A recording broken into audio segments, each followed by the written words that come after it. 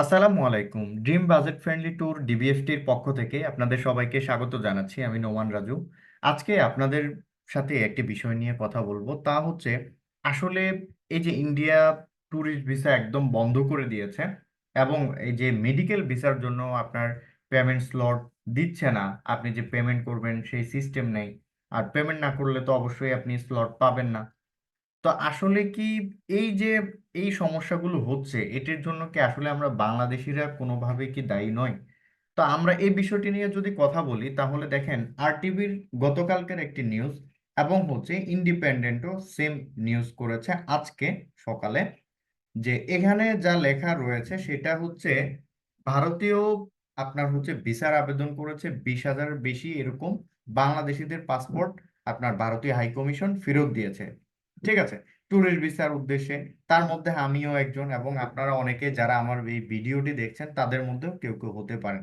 এখান থেকে এর কয়েকটা কারণ হচ্ছে, দেখেন, একটা দেশের হাই কমিশন আপনার দেশে আছে, এটি আপনার কোনো দ্বন্দ্ব থাকতে পারে বা অন্য কোনো সমস্যা থাকতে পারে, কিন্তু দেখেন এই দ্বন্দ্বের জন্য আপনার একজনের জন্য আরো 10 জন মানুষের ক্ষতি হচ্ছে।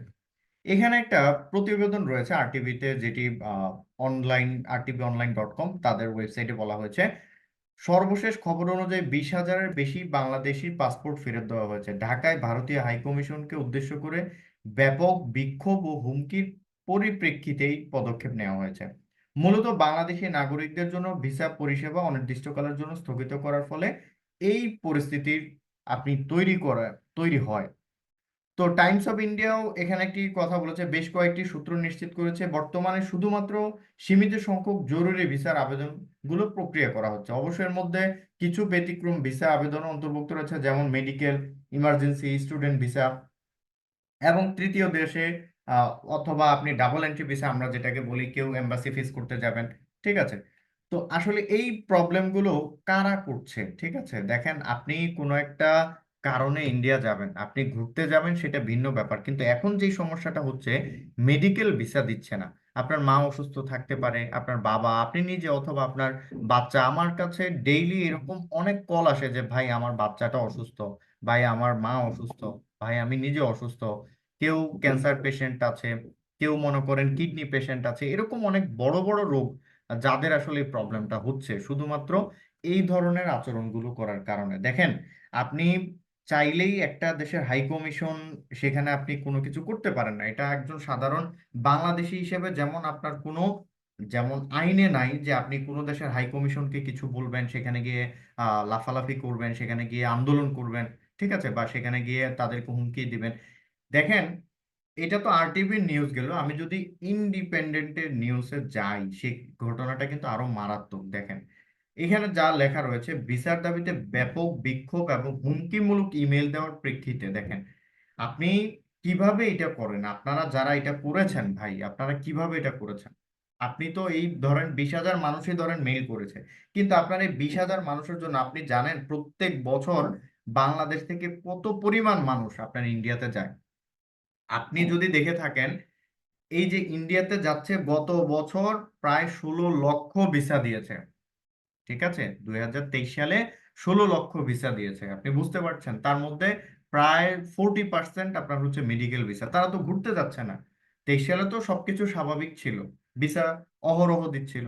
কিন্তু আপনাদের এই জিনিসগুলোর জন্য আপনারাই শুধুমাত্র এটার জন্য দায়ী, যে এই যে আপনারা যারা এখন কান্নাকাটি করছেন, কষ্টে আছেন, যে হচ্ছে ভিসা পাচ্ছেন না, মেডিকেল স্লট পাচ্ছেন না, এটার জন্য আসলে আপনারাই দায়ী। তা আমি আসলে আপনাদেরকে রিকোয়েস্ট করে বলবো, দেখেন, আপনি একটা দেশের মান সম্মান নষ্ট করছেন, একটা দেশকে আপনি ছোট করছেন।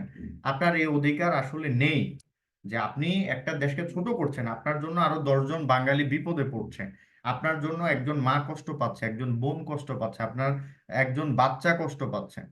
তো এগুলো প্লিজ করবেন না, কারণ এমনিতেই আমাদের দেশের বর্তমান যা অবস্থা, এবং ভারতের সাথে যে শেখ হাসিনা সরকারের যে একটা সম্পর্ক ছিল, সেটাও যেহেতু নেই, তার মানে অবশ্যই আপনাকে বুঝতে হবে যে আমরা আসলে কোন পরিস্থিতিতে রয়েছে। আপনি এটা কখনোই বলতে পারবেন না যে আপনি ভারতকে ছাড়া চলতে পারবেন। ঠিক আছে, আপনি এটা বলতে পারেন যে ভাই আপনি কিভাবে এই কথা বলেন? আপনি ভারতকে ছাড়া চলতে পারবেন না কেন বললাম? আপনি ভারতের পেঁয়াজ খাচ্ছেন, ভারত থেকে হয়তো এখন গরু আসছে না, বা অন্যান্য যে বিজনেসের জন্য, অনেক কিছুর জন্য ভারত মনে করেন আমাদের আমাদের ভারতের কাছে যেতে হয়, ভারতের আমাদের কাছে আসতে হয়। এরকম যদি কখনো হয়, এরকম যদি হতো, তাহলে আপনারা এই বিষয়টি ওরকম চোখে দেখতেন। ঠিক আছে? তো যাই হোক, আসলে এটাই বলতে চাচ্ছিলাম যে আসলে এই যে ভিসা পাচ্ছেন না, এটার জন্য আসলে কারা দায়ী?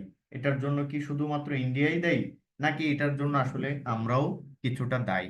এবং কিছুটা না, ধরতে গেলে এই ধরনের আচরণগুলো করার কারণে এবং হাই কমিশন অথবা আপনার যে এম্বাসি রয়েছে যমুনা ফিউচার পার্কে, সেখানে এই ধরনের কার্যকলাপের কারণে আপনার এখন ইন্ডিয়া এই বিষয়টি কঠিন করে ফেলেছে।